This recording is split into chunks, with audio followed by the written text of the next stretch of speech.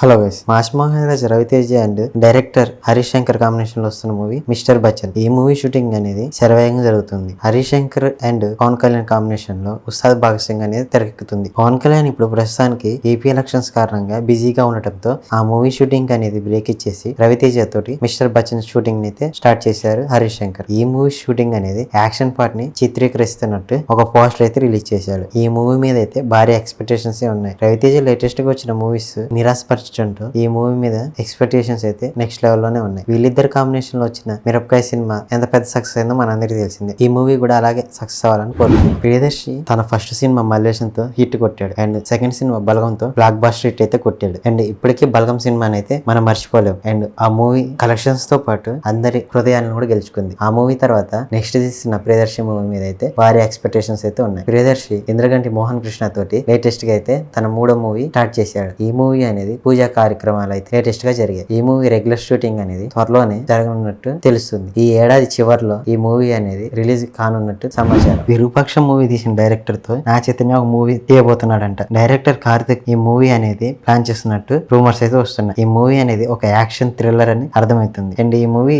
ప్రస్తుతానికి pre production work అయితే జరుగుతుందంట. అండ్ వెరీ సూన్ లోనే ఈ మూవీ అఫీషియల్ అనౌన్స్మెంట్ అనేది రానున్నది. అండ్ ఇప్పటికే నాగ చైతన్య అమెజాన్ ప్రైమ్ వారి దూతా సీక్వెల్ లో నటిస్తున్నాడు. అండ్ చందు మొండితో కలిసి తండేల్ మూవీలో నటిస్తున్నాడు. ఈ మూవీస్ కంప్లీట్ అయ్యాక డైరెక్టర్ కార్తీక్ తో మూవీ ప్లాన్ చేస్తున్నట్టు తెలుస్తుంది. అండ్ ఈ మూవీ ఎలా ఉంటుందో చూడాలి. అలాగే ఇలాంటి మరిన్ని మూవీ అప్డేట్స్ కోసం మన ఛానల్ సబ్స్క్రైబ్ చేసి పక్కనే ఉన్న బెల్ ఐకాన్ని క్లిక్ చేయండి. Thank you for watching.